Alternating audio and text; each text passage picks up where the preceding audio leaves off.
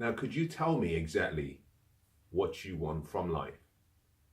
Let's imagine, just for 1 second, let's just imagine that someone were to hand you a magic wand and you held that magic wand in your left hand. Let's also imagine that you could wish for anything, you could ask for anything, and it would be granted. Anything. What would you ask for? What would you wish for? Now that sounds a little bit childish in itself. That might sound a little bit silly, the thoughts. But I've come to realize that the starting point of all greatness, the starting point of all change begins with your ability to just fantasize. I'm going to be talking to you about how you can design your ideal future. The principles I'm going to share with you are applicable to any area of life. I might focus on one category, but you can apply this to any area: relational, business, wealth, health, happiness, joy, love, fulfillment, a feeling of achievement, any area of life. Now, one of the things that I've found to be constant amongst various people is that we all want a better future. Meet anyone along the road. You speak to any father and you speak to any mother, they want a better future for the family. They talk about their kids, they talk about their children, they want a better future for them. But I want to talk about you. I want to talk about what you want. If I sat with you in a beautiful coffee shop and I asked you a simple question, what do you want? Would you be able to tell me precisely what you want? In many cases, as I've traveled over the world and as I've met various people from various walks of life, I've come to the conclusion that the older we get, the more difficult it is for us to answer that question. And I believe part of the reason for that is because as we grow, we suddenly start to let go of that childlike ability that we once had. If you were to speak to a young child, say between the ages of 4 and perhaps 11, sometimes going up to 14, they have great dreams, they have great visions, they have great hopes. They talk about things as though it was almost impossible for them to fail. And I believe that is how we should continue to live, even as we head towards the latter part of our life. Now, part of the reason we stop dreaming like that is because, in my opinion, we just become too educated for ourselves. Someone once said we become adults and we let go of the childlike ability. Now, understand something, that all of us have been given an ability to dream. I'm going to use some examples. I'm going to use a description. I'm going to use what's called a stick person, and just imagine this as being you. Now, I know you're much more better looking than that, but just go with me for the time being. As a matter of fact, perhaps I should describe me instead of you, make it sound a little bit more accepting. This is a picture of me, and this is a picture of my head, and I'm going to use my head to describe my mind. Now, I understand very clearly that my head is not my mind, my brain is not my mind, but I'm going to use that as an example because that is what most people relate to. Now, each of us has a mind. As a matter of fact, each of us was gifted with what we call the greatest power, and that power is the power of the mind. It's called the greatest power. We have a mind. Now, that mind has a purpose. We're meant to use that mind for a reason. Now, what I want to show you here is how you can very quickly start to use the greatest power you have to create everything you want. So, let's start by asking the question again, what do you want? Now, what I've found from my experience is that all creation begins with a fantasy.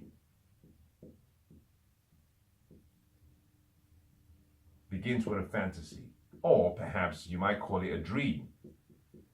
However, before you can start this fantasy process, you need a thought. What is a thought? You need a picture. You need an image. Now, what I've just drawn here for you is an image. Your mind requires an image.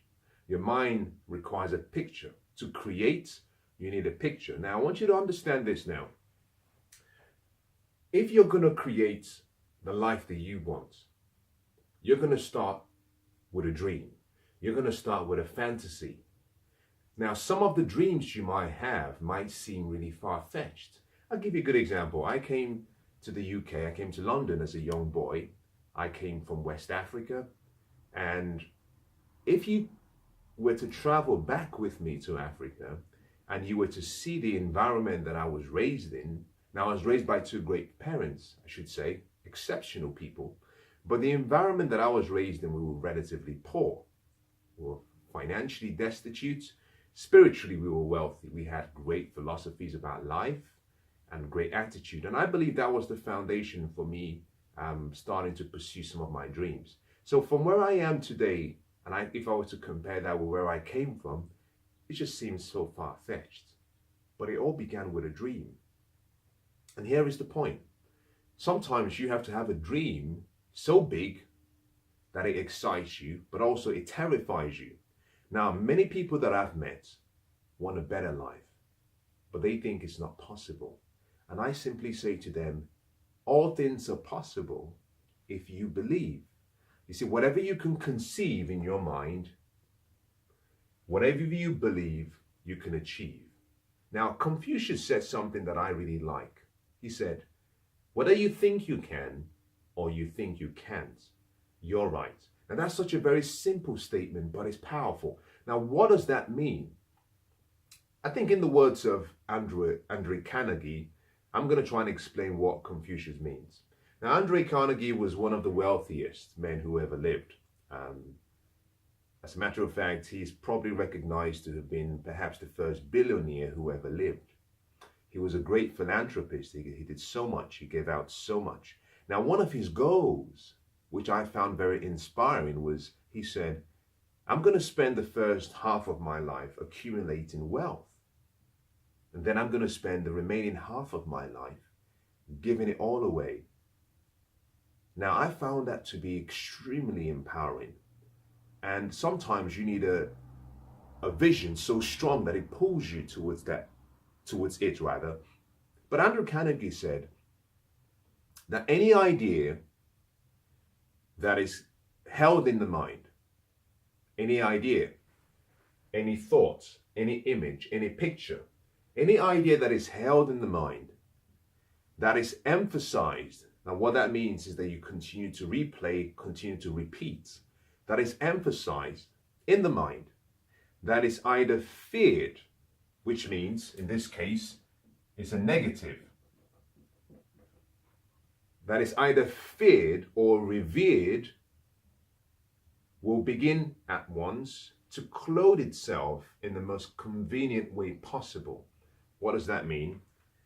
As a man or as a mind thinks, so it becomes. If you're thinking about things that are not really great, if you're thinking about things that are negative, you better stop, because it will come to a reality. And I'm going to explain why. If you're thinking about positive things, you better continue, because it will become a reality. The mind is very neutral. The reason we call this the most powerful force is because the mind is like a soil. Your mind does not discriminate between a good thought or a bad thought. It will give you back what you plant. Put a seed in good soil, the soil will create a harvest. So Andrew Carnegie was saying any idea held in the mind that is emphasized, that is feared or revered, will begin at once to clothe itself in the most convenient way possible, meaning it will start to become reality. So, if you want to create your ideal life, begin with an image, begin with a picture. Now, you might ask me, how do I even begin this journey? Very simple.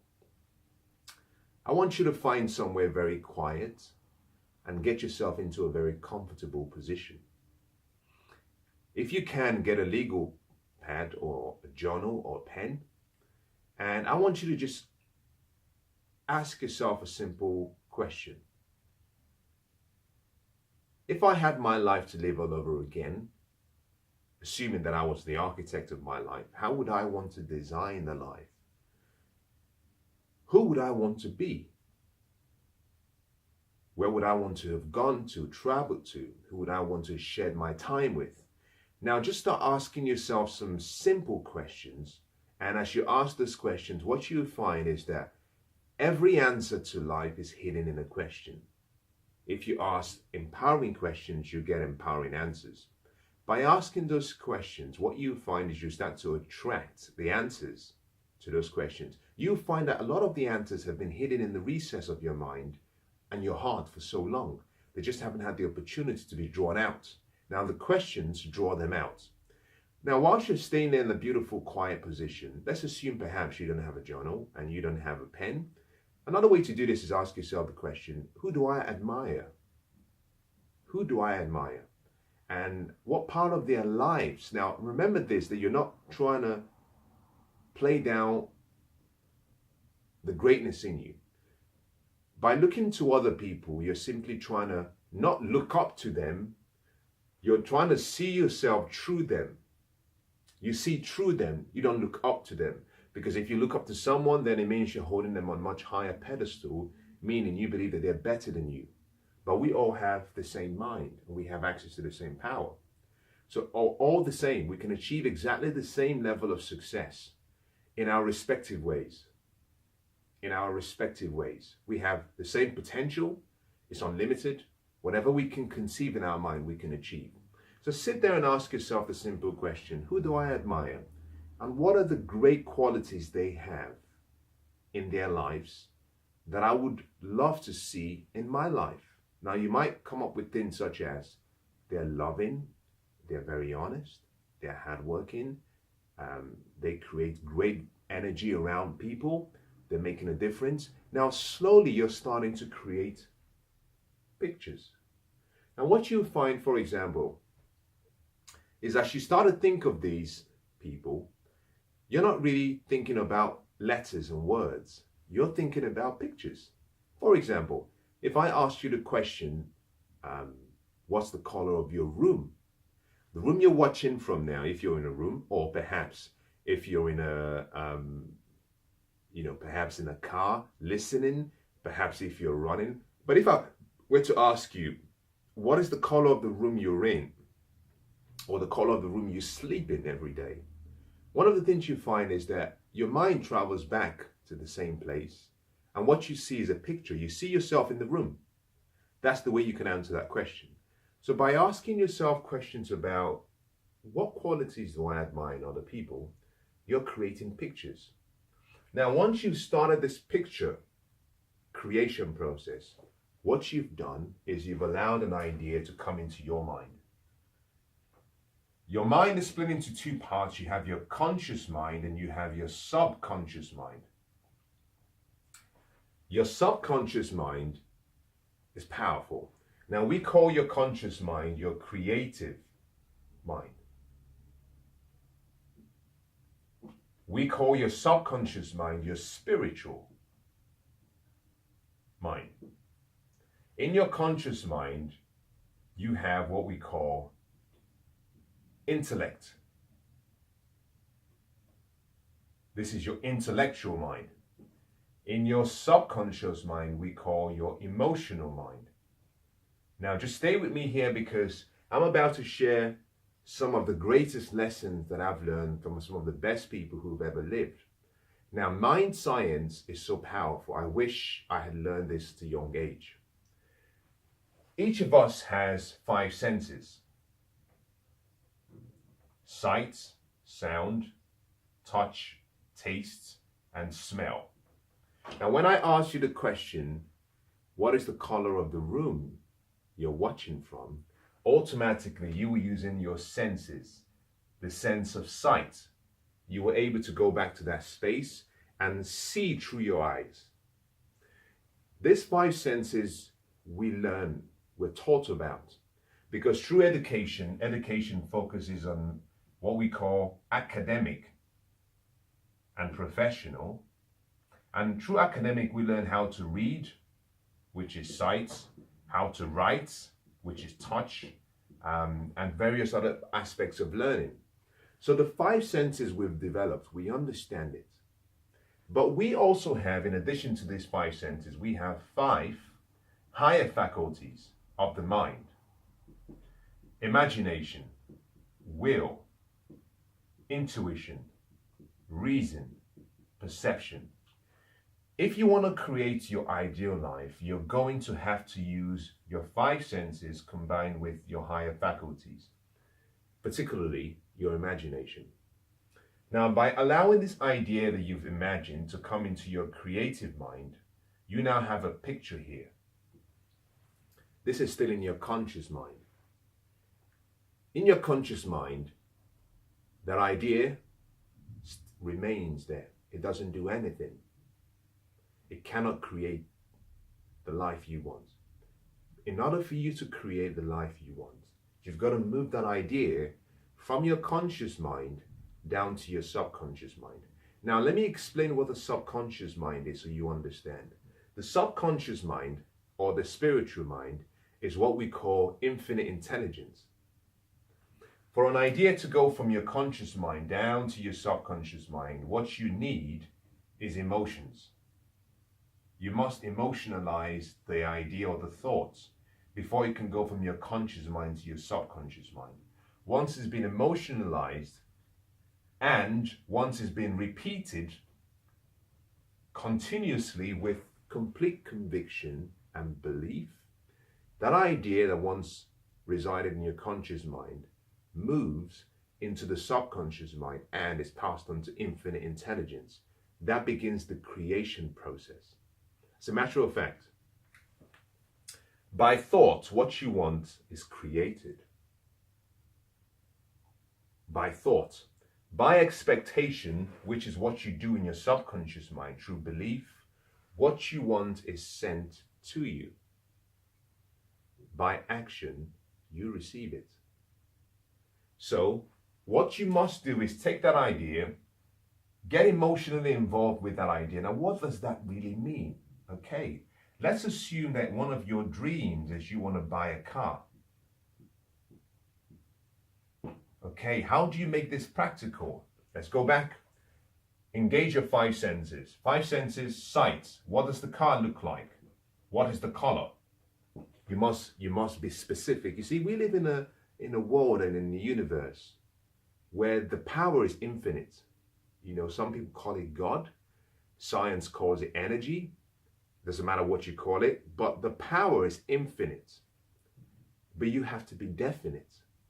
The power is only activated through specificity.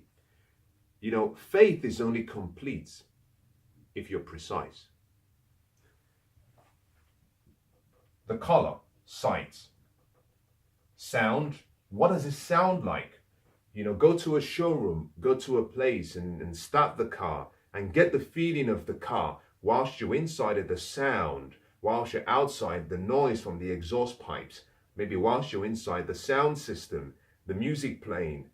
Get a picture of the sound in your mind. Sound, music, noise from the car. Taste. When you're in the car, what are you doing? What are you tasting? Now, you might say, well, I only have just a gum in my mouth and I'm feeling really happy and I'm chewing on the gum. But what you've got to do is smell the air in the car, the ambience, the atmosphere. You can almost taste it. You've got to get a picture of that in your mind. Sounds, so sight, sound, smell. What is the smell of the car? Now, some cars you go into and they smell brand new. You can smell it. You know, you walk into a room, you can smell, you know, the fragrance. Now, think about the fragrance of the car. How does the car smell? What does the showroom smell like? So we've dealt with sight, we've dealt with sound, we've dealt with taste, we've dealt with smell, we've dealt with touch. Now, get a feel for what the steering wheel would feel like when you grip it.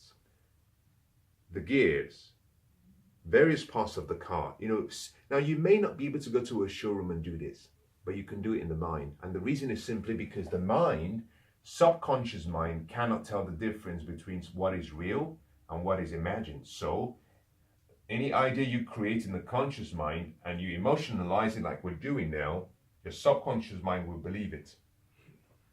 Now, With this simple method, you've activated your five senses.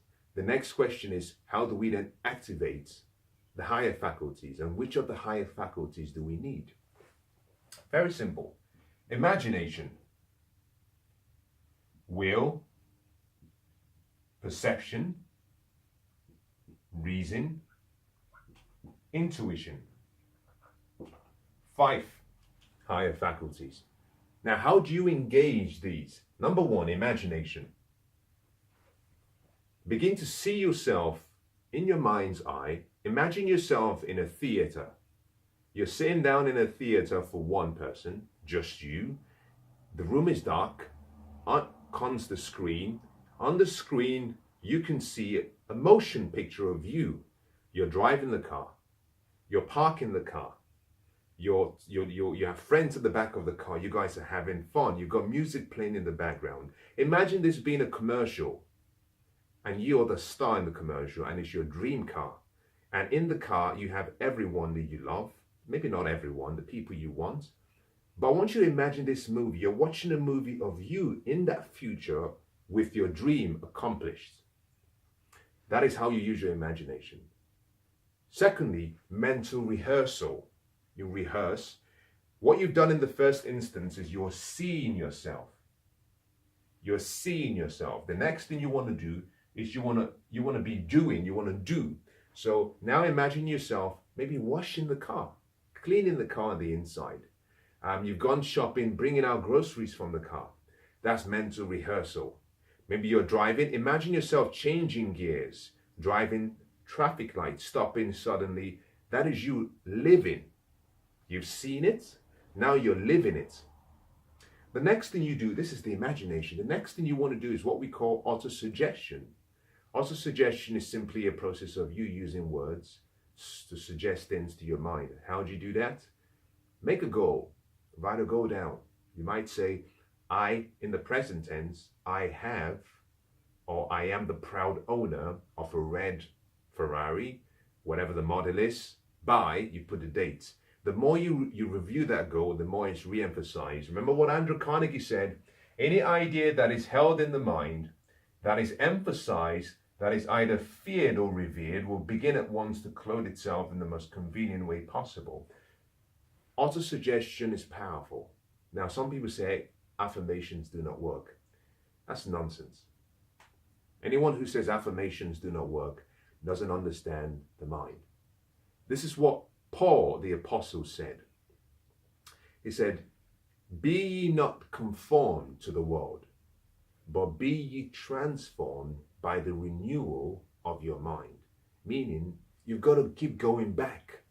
You've got to keep telling your mind what it wants. You see, every day we have about 50 to 70,000 thoughts from the external world that is coming into our mind. You've got to stand guard at the gate of your mind and prevent things that are not for your mind. You've got to see yourself in your mind like a garden. You protect your garden with almost what I call a vengeance. Nothing comes in except that which is pure, that which is good, that which is graceful, that which is kind, that which is loving. You only allow things into your mind that you want. You know, the 5 senses are great. Your 5 senses are also your greatest assets, but also they could be your greatest liabilities. You know, something as simple as doubt. One seed of doubt can wipe away all of the flowers of faith you've created in your garden of your mind. So be careful about what you allow to come in. Now, through your imagination, you can start creating what you want.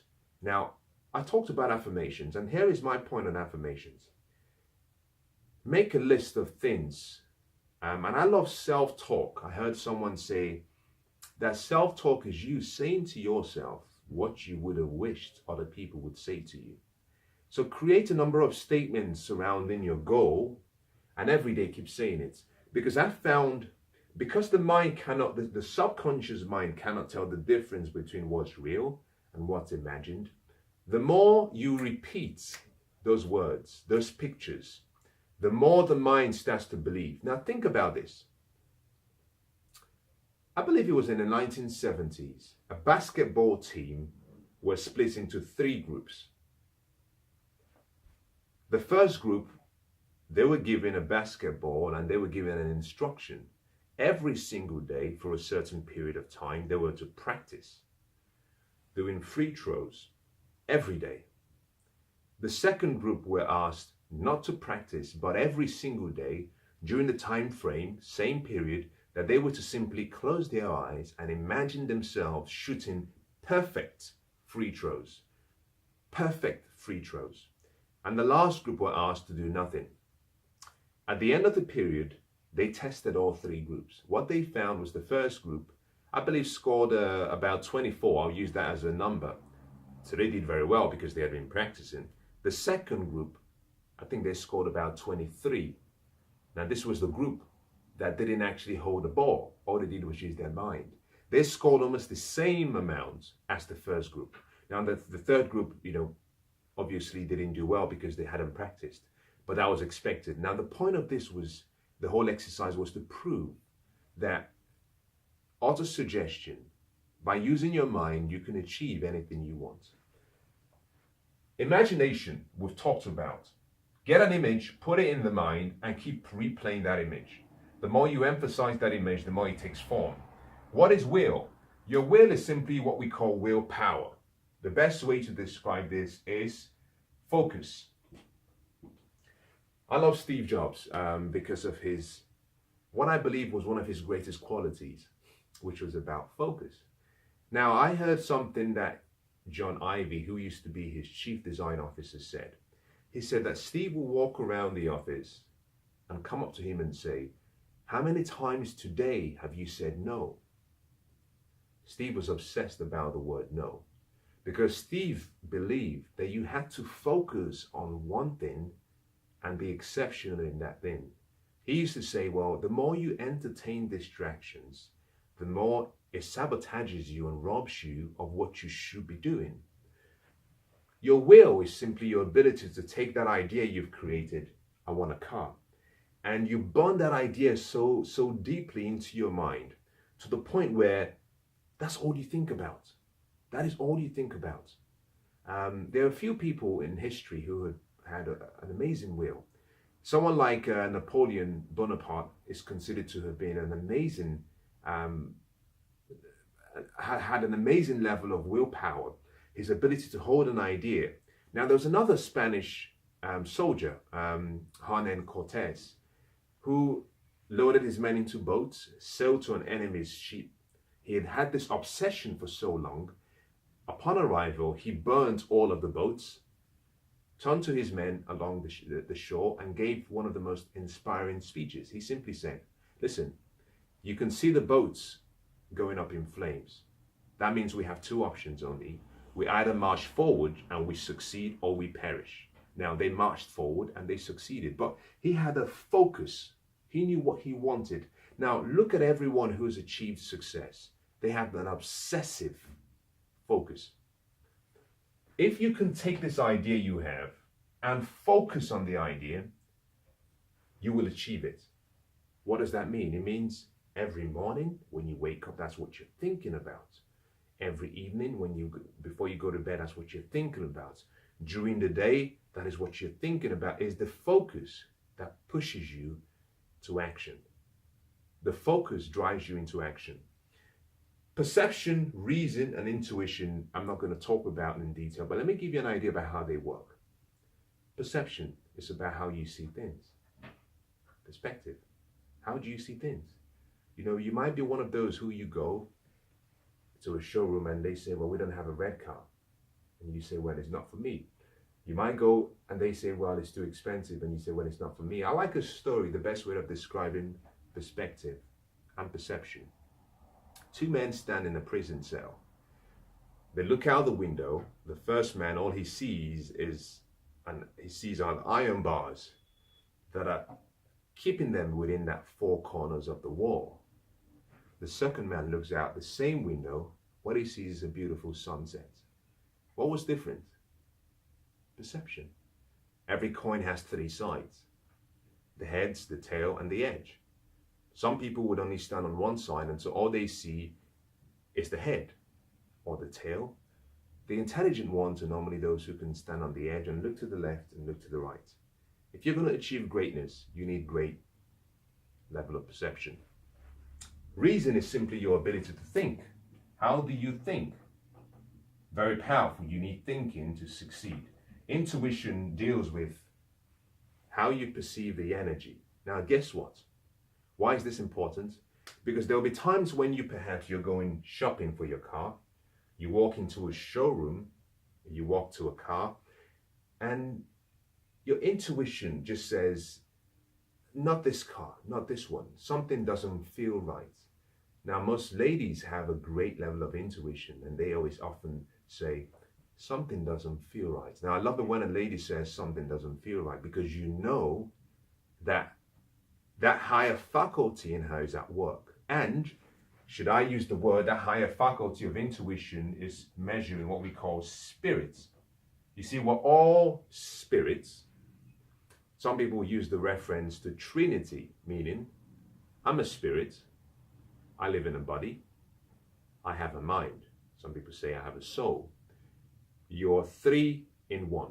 You have three levels to your personality.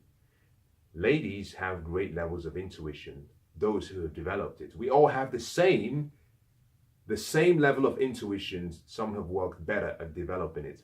I love a saying someone once said. He says that all men are created equal. Some men work harder in pre-season.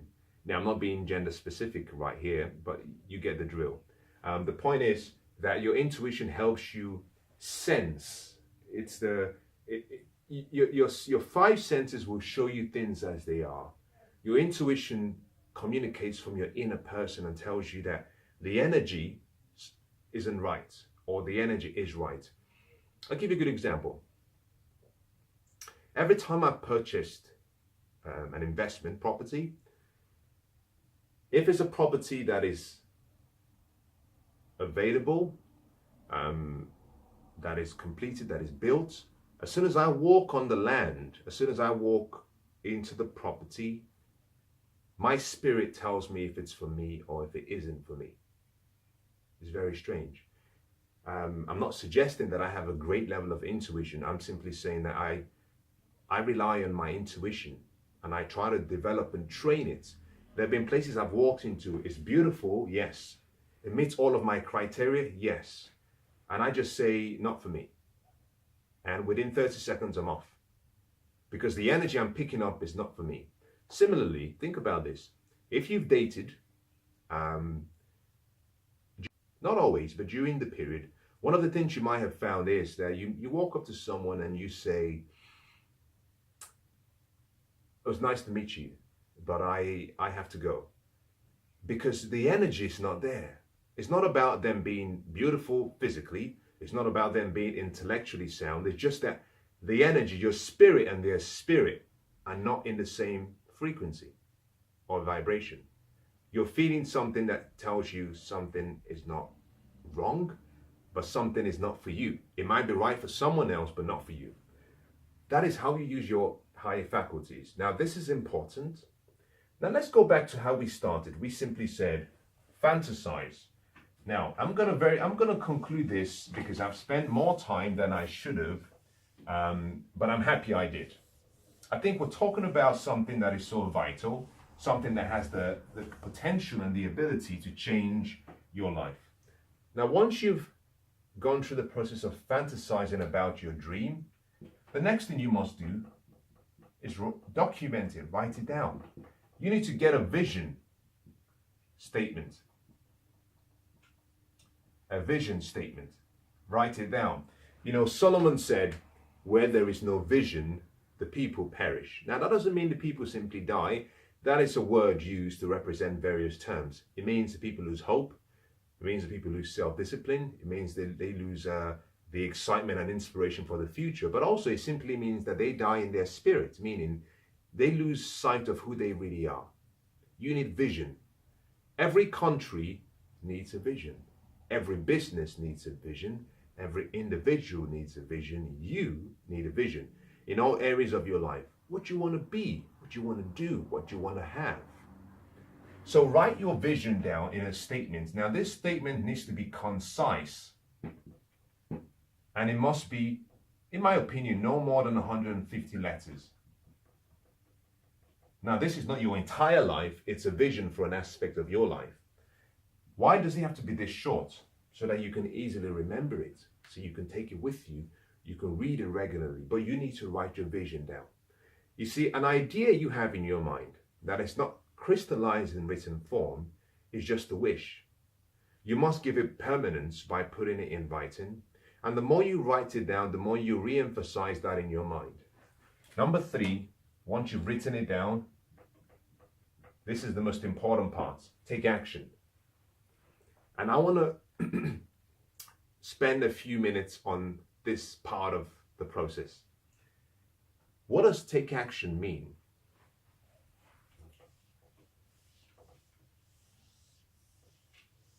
It's very simple. You have a picture of that future. This is where you are now. This is the future. What you have to do is capture this picture of the future in your mind, bring this future back into the present, and behave like it's already a reality. Now, this is going to be very conflicting. I'm going to give you a good example. A number of days ago, I was trying to do a business, a conference, and during the process, we were advertising for the conference or the seminar. And every day we would check to see the number of attendees who had actually paid or subscribed. In my mind, I had a picture of the number of people that would be there. By day 1, the number that we had, people who had booked, was very different to what I had in my mind. You see, I think this is one of the most important things I'm going to share with you. If you allow your sight to control your decisions, you will fail. Those who succeed are those who have learned to use their vision to control their decisions, even when the vision contradicts what they see. By vision, you see with your mind. By sight, you see with your eyes. The point I'm making here is this. That picture you have of who you want to be, in your real experience, you're not there yet. But you do not wait to get there. You start to act like that person already. You take action. The key here is you take action with expectation. You take action with belief, complete belief. You take action with understanding and awareness. You take action with faith. Now, this is what I like. There's a saying that a person who lacks faith is like one who, after standing in front of a mirror and they can see who they are, they walk away and they forget the image of what they saw. The highest level of your faith is action. Action means I'm going to take action as though it were here already. And what I found is that is how all greatness becomes a reality. By taking action on your fantasy, on your dream, it will seem very uncomfortable. One thing I can promise you is this. If you persevere, if you stay focused, if you're consistent, and if you continue to do what Andrew Carnegie said, which is keep re-emphasizing that idea with faith and expectation, and it will take form. It will take form. That is how you change your life. That is how you create breakthroughs in your life. It begins with you. Now, I started by talking about the mind. I'm going to conclude by summarizing some key points that I mentioned in your mind. To make this memorable, I'm going to draw the same stick person of myself that I started with. Remember that I said that this was me, obviously with a big head, and I said this was the higher part of your mind, we call it your conscious mind, and this was a subconscious mind, the lower section. What I said was that you have 5 senses and you have 5 higher faculties. I said in this section we call this your thinking mind, we call this your intellectual mind, and we call this your creative mind. This is where you create. Down here we call it your emotional mind. We call this, in this case, your spiritual mind. And we said in this section, it simply accepts everything that is given to it. In this section, we say it can reject or it can accept. Now, here is the point. All the ideas you have must be ideas that are good, that help you achieve your goal. Every day you will have thoughts and ideas and people who will come and say, what are you doing? You must apply your ability to reject any thought. When you take action, you will fail. There will be times where you take action and you fail. You must reject that idea. Simply meaning, even if it comes into your mind, do not assign any emotional attachment to that picture or that idea. What does that simply mean? If you have fear and you emotionalize the fear, you've got to be careful, because whatever you fear, whatever idea you have that is emphasized, that is feared or revered, will begin to clothe itself in the most convenient way. You have to be careful. This means that the only ideas you want to emotionalize or get emotionally involved with are the ideas that are good and the ideas that help you achieve your goals. Everything else that comes in through sight, sound, touch, taste, smell, people, reject it. Any ideas that come in, even your reality, might suggest that you're failing. Reject it.